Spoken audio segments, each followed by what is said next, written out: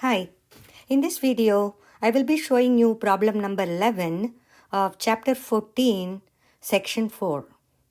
Explain why the function is differentiable at the given point.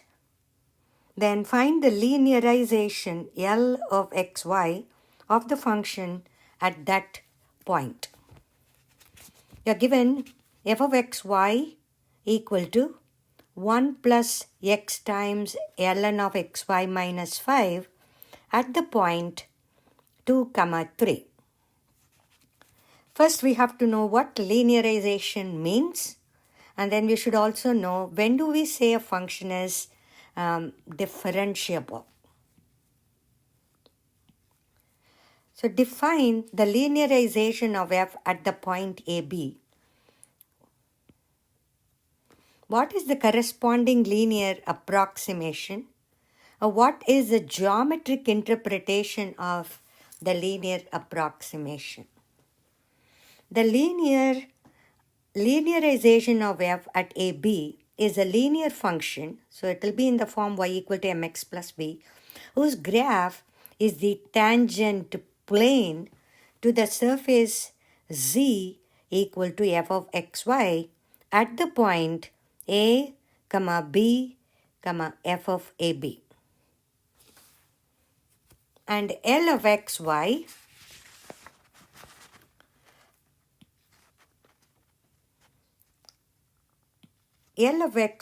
is f of ab plus partial derivative of f with respect to x at ab times x minus a plus partial derivative of f at y with respect to y at ab times y minus b.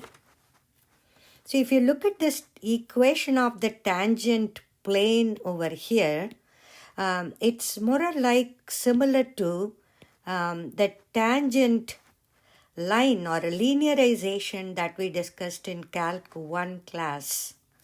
So in Calc 1, because it's a single variable, we would say equation of the linearization is actually will resemble L of x will be equal to f of a plus f prime a times x minus a.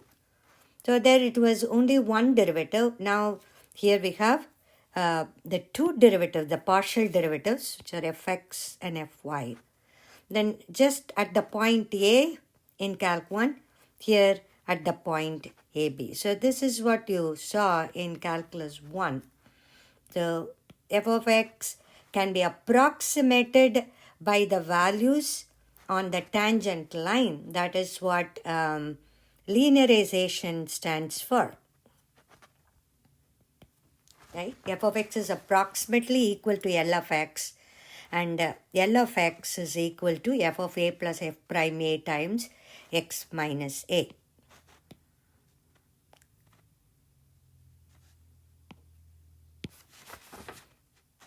The functional value can be approximated by the linear approximation in the neighborhood of a. The linear approximation is a value from the tangent line because it's a line touching the curve. This is what you saw in Calculus 1 for single variable. So what you're writing here is an extension of that single variable for multivariable. So it is f at ab plus partial derivative at x at ab times x minus a plus partial derivative at y with respect to y at ab times y minus b. That is linearization. Or it is a value from the tangent plane, because tangent plane is the plane that touches the that is the closest to the surface. So we are approximating the value of the function through values on the tangent plane. Also, we should know, how do you usually verify that f is differentiable? If the partial derivatives of namely fx and fy exist near ab and are continuous at ab, then f is said to be differentiable. So these are the two ideas that we will be using in this problem. So let's find out. Let's first write the given function, which is f of xy. It's a function of two variables. It's an equation of a surface. 1 plus x times ln of xy minus 5 at the point 2, 3. So we are considering the linearization at a specific point given as 2, 3.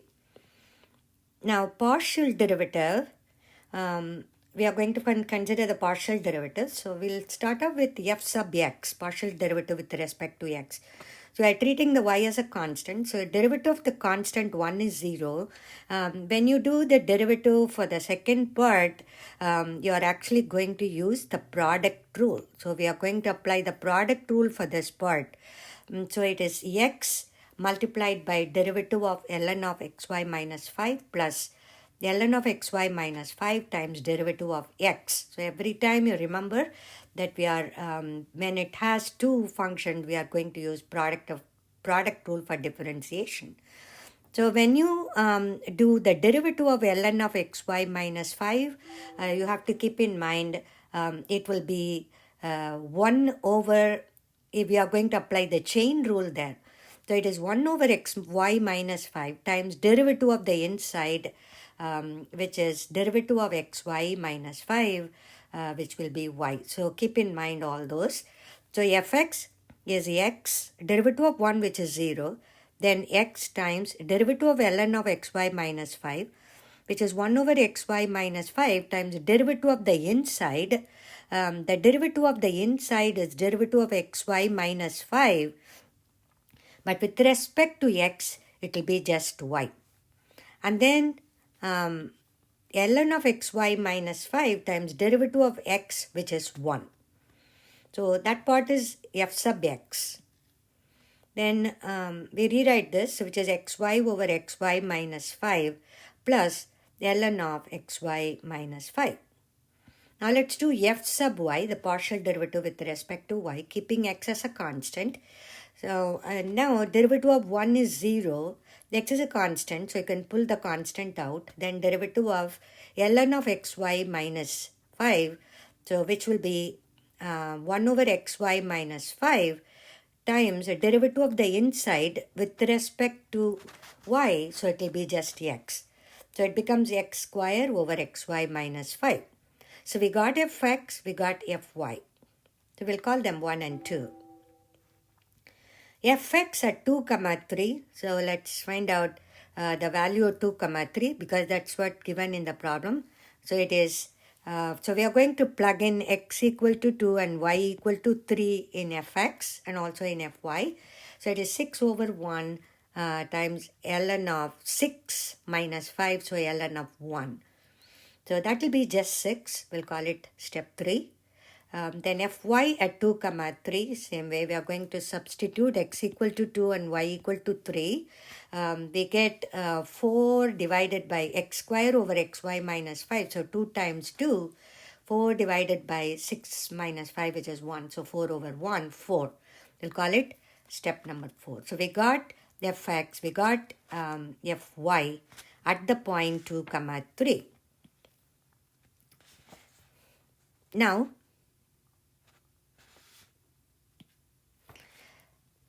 so fx and fy are continuous at 2, 3 because the denominator is not equal to 0 there, because at the point 2, 3, the denominator is the denominator of fx and fy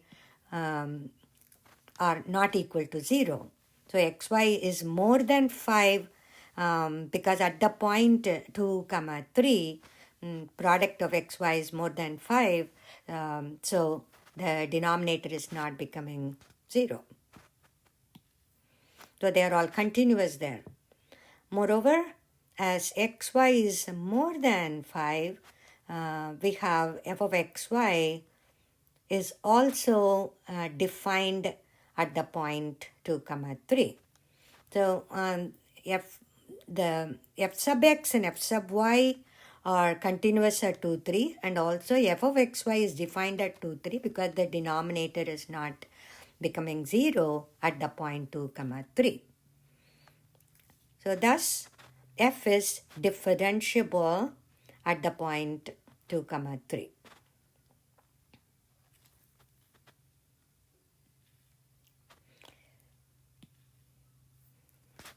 now the linearization part is what we need to write. The linearization of f of xy at the point 2 comma 3 is L of x comma y, which is equal to f of 2 comma 3.